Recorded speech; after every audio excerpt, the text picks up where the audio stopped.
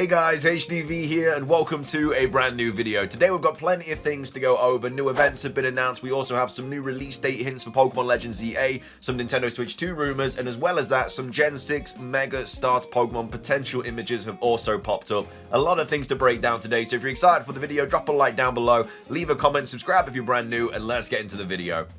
So, starting things off, let's take a look at the new Pokemon Go events that were announced recently. We've got Cerebi here tweeting out saying, Cerebi update, the Pokemon Go Stunning Styles event has been announced. It runs from the 3rd of April to the 7th of April 2025, and this adds Paldean Tauros into the game. So if we go to the actual Pokemon Go website, these are all of the kind of things to look out for during this event. So obviously you can get the special research story, a striking shadow for Marshadow, and then of course, as well as that, event bonuses, 2 times XP for catching Pokemon, increased chance to encounter shiny West Sea Shellos and shiny East Sea Shellos in their respective regions, and then Pokemon debut. So the Wild Bull Pokemon Paldean Tauros will make his Pokemon Go debut.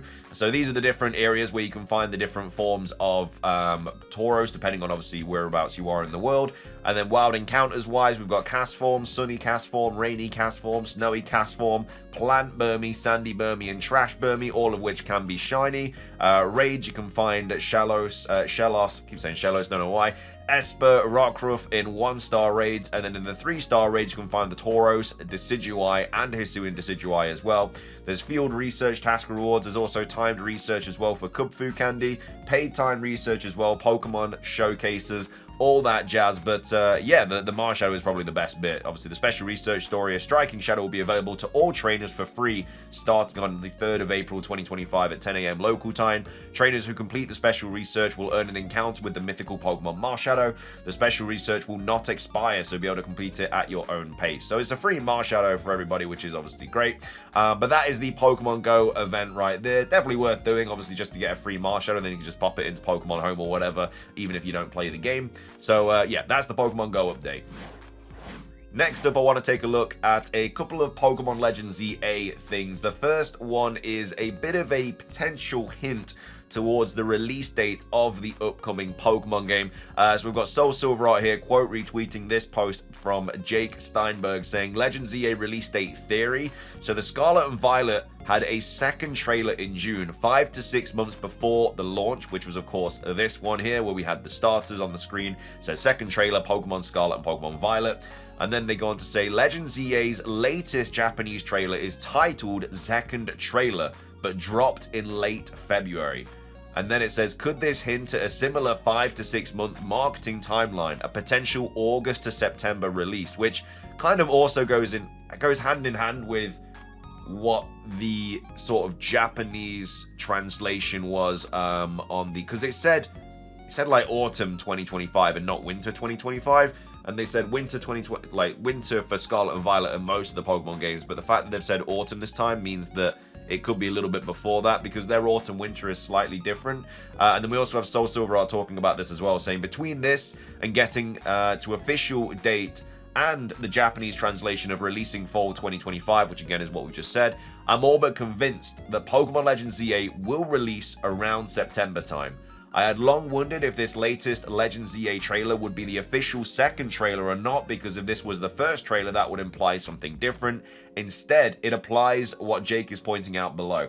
Pokemon Legends ZA's promo cycle might be further along than what it seems.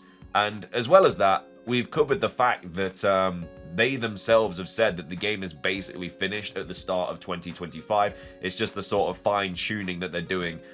Which, again, they said that when they won the Famitsu reward. So the game could, I guess, in theory, come out whenever because it's finished. They just need to fine-tune the bugs and everything like that, which I don't think is going to take all the way until November, because it was ready in January. We're now in March.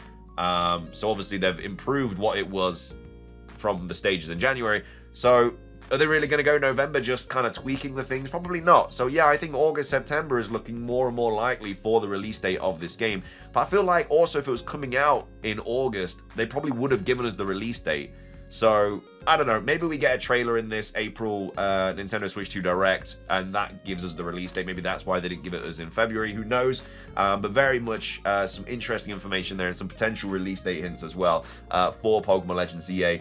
And then I also wanted to go over a couple of other Legends EA things as well. This was a post from Pat, basically replying to this post from Light, saying, man, I just hope that the Onyx we saw in the Legends EA trailer is tiny because compared to Pokemon Legends Arceus is soulless. So as you can see, obviously the Onyx is a lot smaller than the one in Legends Arceus. And then we have Pat making a very good point, saying people legitimately forgot that one of the big features introduced in Pokemon Legends Arceus was the variety in Pokemon sizes, which was technically introduced in Pokemon Let's Go Pikachu and Eevee, but wasn't really reflected gameplay-wise to Arceus. So you can see in Arceus the size difference from this Gyarados on the right to the Gyarados on the left. Like, there's just no comparison.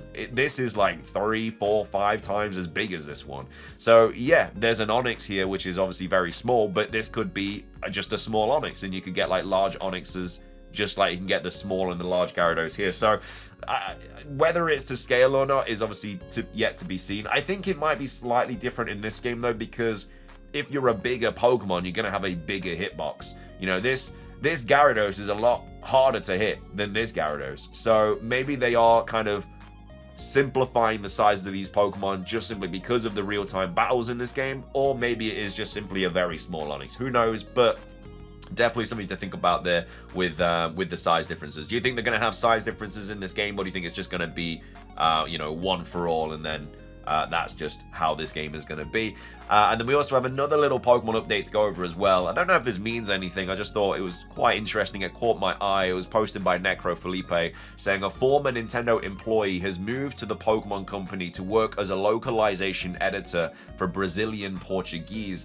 At Nintendo, she worked on Pikmin 4, Nintendo Switch Sport, and Nintendo Switch Sports. Pokemon games seem to be the targets now, so we know that there's like more localizations and stuff in Pokemon Legends EA, but the fact that they're kind of moving more and more into kind of Pokemon just means that it's getting bigger and bigger, even though it is the biggest media franchise. Just quite interesting. I don't know, I thought I'd go over that just in case it does mean anything, but I don't know. What are your thoughts on this one? Coming up next as well, we have a new rumor for the Nintendo Switch 2. This was posted on Nintendo Soup, saying, rumor Alamo hardware sparks speculation of drift-free Joy-Cons for the Nintendo Switch 2. So this was posted on the 18th of March, and it says, ever since the console's launch, Switch owners have been dealing with the problem of Joy-Con drift, which has led to a number of lawsuits and calls for Nintendo to address the issue over the course of the Nintendo Switch's lifespan. Now, some new evidence has surfaced, hinting that drift might become a thing of the past with the Nintendo Switch 2. In a teardown of the recently released Nintendo Alamo, iFixit discovered that Alamo's dial uses a Hall effect sensor, a relatively recent technology that is also used for game controller joysticks. So many believe that this could be a signal that Nintendo will also be using Hall effect sensors for the Nintendo Switch 2 Joy-Cons. Hall effect controllers are widely considered to be superior to other controller mechanisms, mechanisms, and most importantly are not susceptible to drift. Fans have been speculating about whether the Nintendo Switch 2's Joy-Cons would use Hall effect technology for quite some time, and the fact that Nintendo is willing to fork out the cash to use it for the Alamo of all machines is promising evidence. What do you think? Let us know in the comments. So yeah, I mean, with the magnetic Joy-Cons anyway for the Nintendo Switch 2, it's very likely that they're not going to have Joy-Con drift anyway. And they're not going to want to go for all these lawsuits and all these issues with Joy-Con drift. Like, that is something I'm very sure they wanted to kind of completely sort out with this new console.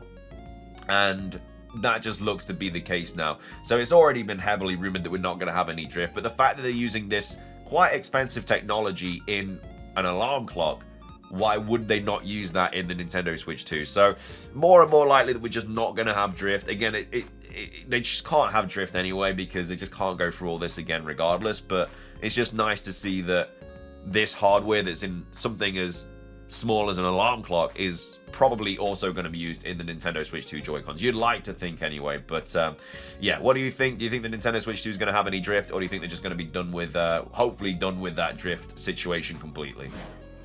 And then finishing things off today, we have a new rumor to go over with some new images to take a look at as well. They're not the most realistic drawings or images, but the reasoning behind that is because they've drawn it from memory. Apparently, again, this was posted on 4chan on the 18th of March, or the 17th of March, should I say. at 6:30 in the afternoon or the evening. So take it with a grain of salt. Who knows if it's true or not? Probably isn't, but whether we get the Generation 6 starters or not, hopefully we do. But who knows? They might look like the images we're about to show you in a second. But anyway, we'll go over the text first. They say, "Hello, I saw the artwork of these mega evolutions and tried to redraw them, redraw them the best that I could.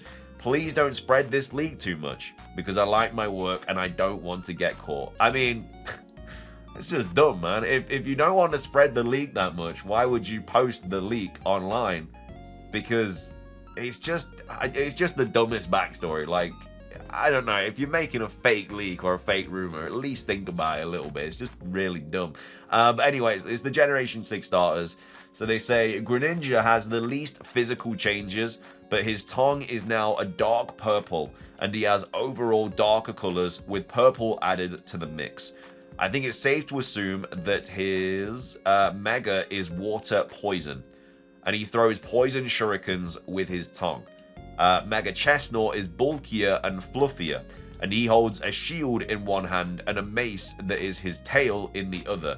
And then Delphox's Mega Evolution looks quite predictable. So that's the information about these new Mega Evolutions. Let's take a look at what they actually look like. So this is Chestnut on the left. As you can see, it does have this shield. It has this tail here, which I assume he like swings around as a mace. He has like a leaf on his head. He looks a bit bulkier. The fluffiness, I guess, is, you know, the fur and stuff on the legs and everything under the armor. And he has a little bit of a beard going on as well. I do actually quite like this design for Chestnut. I think it actually looked really cool if this ended up being true. Again, very unlikely that it's going to be true, but I'm not a massive fan of Chestnut. I think Quilladin, or whatever it's called, is just such a terrible Pokemon. And then Chestnut, I like a little bit, but I don't know. I feel like with the other options for Generation 6, it's just never going to be picked by me personally. Like the first time I ever played through Gen 6, I ended up boxing it because I just wasn't really a fan of the Pokemon at all. But I really like Chespin. But this would generally make me like it a lot more. I love the shield mace sort of combo. It's just a bulkier mon. I'd assume it'd get higher defense stats, maybe physically, and probably have a higher attack stat as well. So that's Chestnut. Next up, we have Greninja. So yeah, the tongue is longer.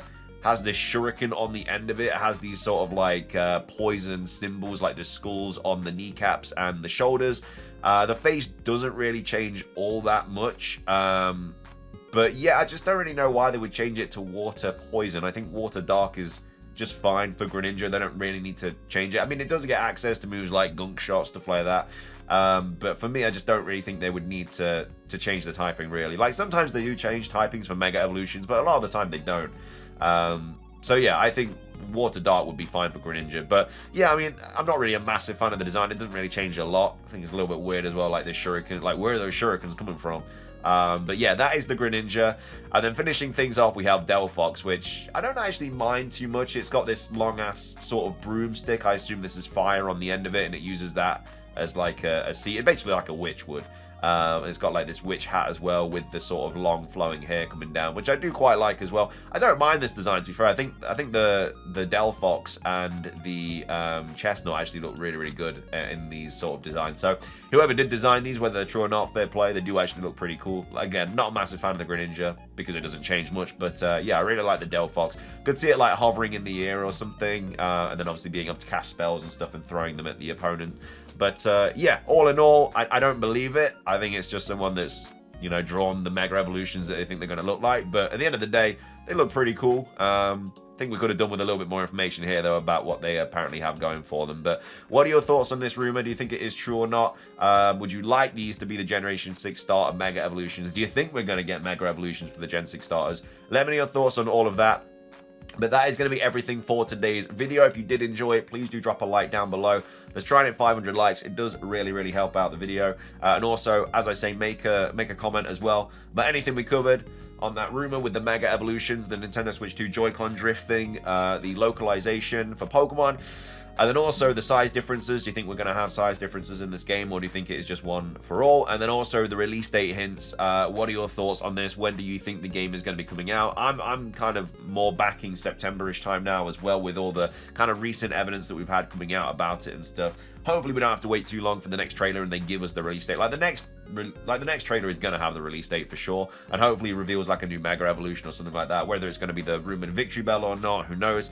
But yeah, let me know your thoughts on the release date, and then of course make sure to do the Marshadow research as well when that drops on the 3rd of April. But yeah, thank you for watching. Have a fantastic rest of your day, and until next time, peace.